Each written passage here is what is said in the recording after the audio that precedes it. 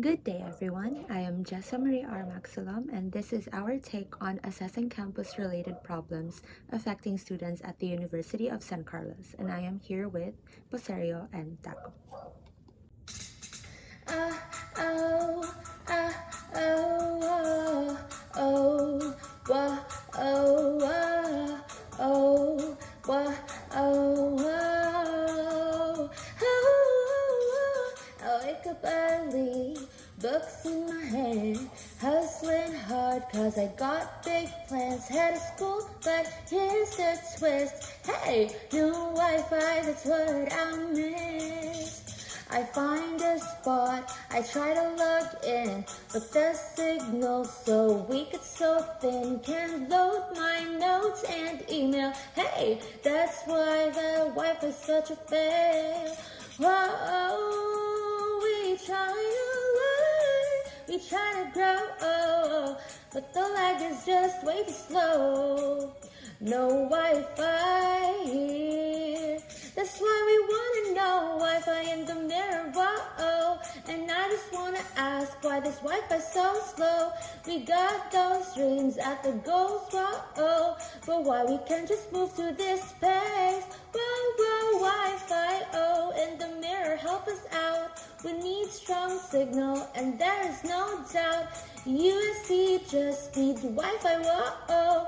Group works due, so we can't send files, and we need the Wi-Fi. Whoa, oh, whoa, oh, whoa, oh, oh, whoa. So here is our data gathering phase where we will show you the population, survey questions, and problem classification questions. So before we proceed, attached here is a screenshot from our survey, and we are using the G Forms as our survey platform, and we sent the link to 30 to 50 students, and below also is an attached link of our survey. Now for the population. We sent it only to third-year students, and we took the time to send it to BSBAOM, FM, NTREP, HRM, BSA, BSMA, BSBAMM, and BSEXRM.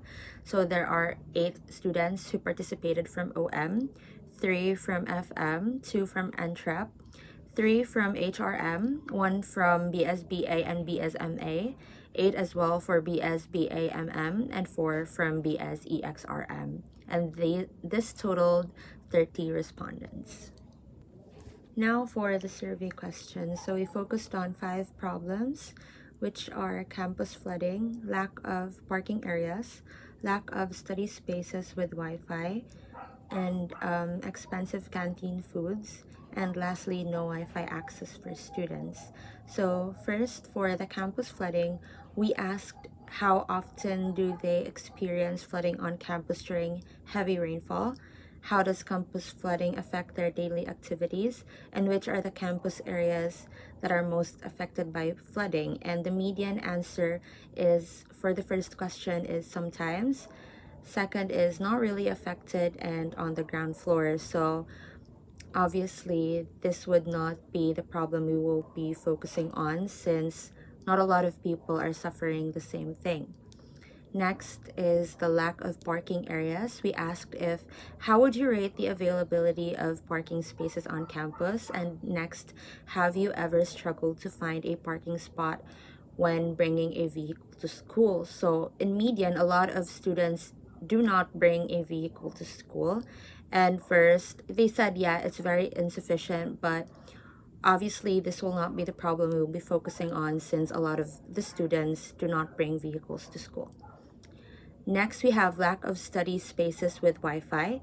The questions involved in this problem will be, how easy is it to find a study space with a working Wi-Fi connection on campus?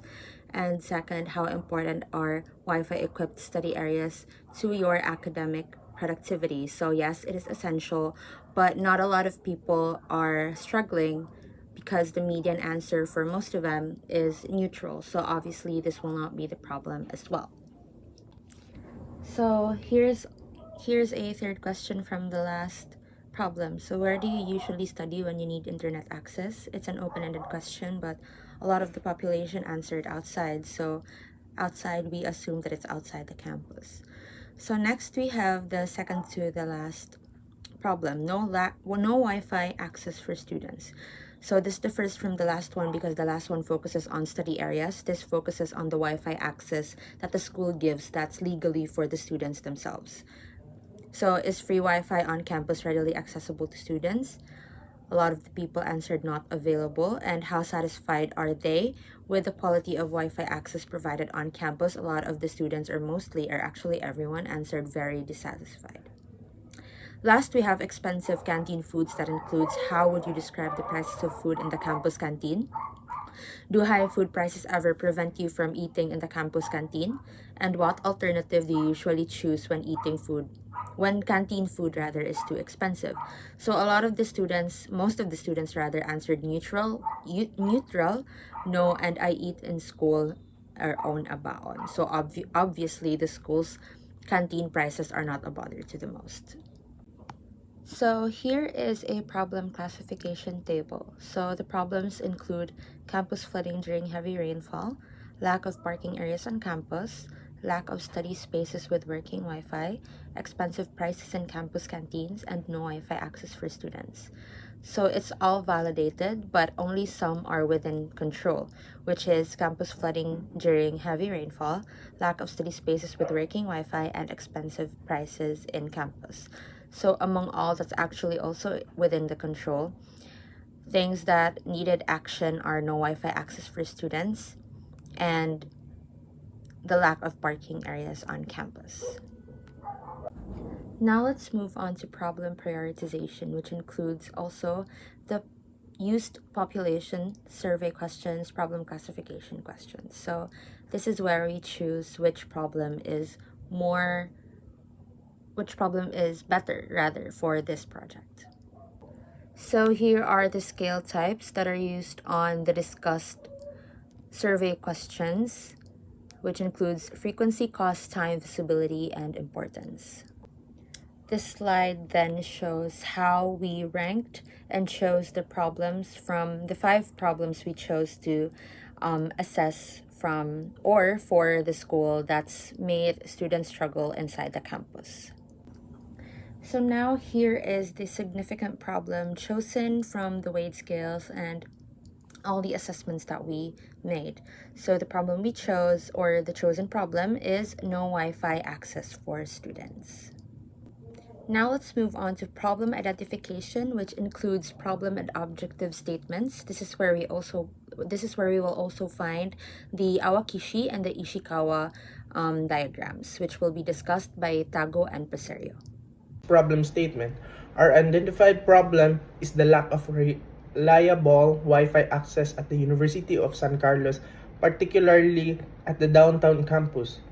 This issue has significantly affected students' ability to access online resources, engage in collaborative activities, and study efficiently. According to our data, no Wi-Fi access for students where USC downtown campus and frequently occurs. Extent affects around 60% of the student population. This connectivity gap disrupts learning and productivity, making it a priority concern. So the objective statement will be discussed by me, and this will be my final discussion for this project. So the objective statement is to develop and implement a strategic Wi-Fi infrastructure plan to provide reliable internet access for students at the University of San Carlos Downtown Campus, or USCDC. Specific, install and configure campus-wide Wi-Fi access points to ensure comprehensive student connectivity. For measurable, the number of functional Wi-Fi access points and percentage of campus area with student Wi-Fi coverage. Attainable and relevance, to provide students with essential internet access for research, learning, and communication supporting their academic access. And lastly, for time-bound, within 2 academic semesters, or hopefully less. To further understand the root causes of the problem, we use a fishbone diagram or Ishikawa diagram. This tool helps identify categorized possible causes under 6 categories. Number 1, which is measurements, lack of Wi-Fi performance tracking. Number 2 is insufficient IT personnel. Number 3 is methods, outdated or insufficient processes.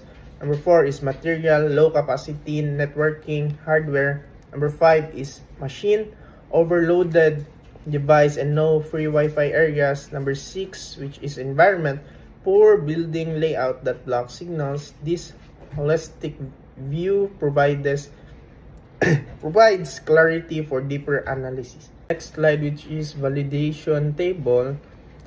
Here we validate the probable causes of the Wi-Fi issue. Each cause is examined using methods like audit records, inspections, and technical logs. We also assess whether the causes is within UAC control or if it is true cause based on the data. The most probable cause here is the lack of access points in dorms and open areas. This confirms the need for infrastructure expansion. Validation table. In this continuation, additional causes are validated. This includes structural issues like walls blocking signals, overloaded access points due to poor configuration, students not being informed about Wi-Fi policies. All of these contribute to the problem and mostly within the university's control, meaning there's a clear opportunity for corrective action. So for our no Wi-Fi access for students Awakashi diagram, we have these 6 things that we need to discuss, which is the material that replace legacy cables with Cat6 or 7 or fiber optic alternatives, the machines upgraded switches and routers to enterprise-grade hardware that can handle faster and simultaneous connections, environment, install Wi-Fi range extenders, mesh roads or signal repeaters in affected areas. For methods, expand Wi-Fi coverage zone, lift restriction in dormitories and study zones. For man, hire additional IT network support staff and implement a help desk ticketing system. For measurements, we have installed real-time network monitoring tools, which are SolarWinds, PRTG, in labs, classrooms, and dormitories. These are the proposed solution, validation method, validation description, and within control and effectiveness solution. Install real-time network monitoring, which is a big yes. Launch the student Wi-Fi feedback and reporting system, which is a big yes. Hire or assign more IT network staff, which is partially no, but the effective solution is yes. Include Wi-Fi policy in student orientation and communication, which is highly yes. Expand Wi-Fi zones beyond laboratories like dorms, lounge, open spaces, which is highly recommended. Negotiate with admin to revise Wi-Fi access, which is also slightly yes, but more on it is effective solution. And next is install extenders or signal boosters in signal block buildings, which is highly recommended. Explore wireless backhaul or PoE in wiring constrained buildings, which is highly recommended.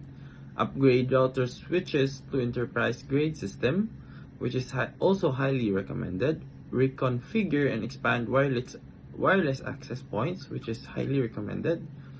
Replace outdated cables with Cat6 and 7 to fiber, which is also highly recommended. Relocate APs and use high gain antennas for thick wall structure, which is highly recommended. And upgrade legacy Cat cables to current standards, which is also highly recommended.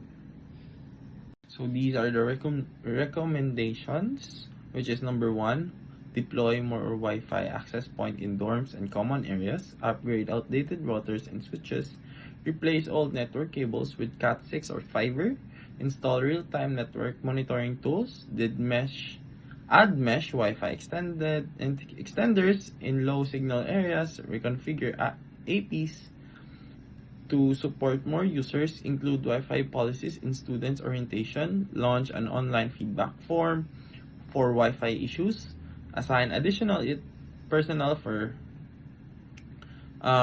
support, propose policy revision to allow wider Wi-Fi coverage, use power over Ethernet in cable-limited areas, relocate access points for better signal spread, expand Wi-Fi beyond labs to classroom and lounges, present student survey data to justify infrastructure upgrades.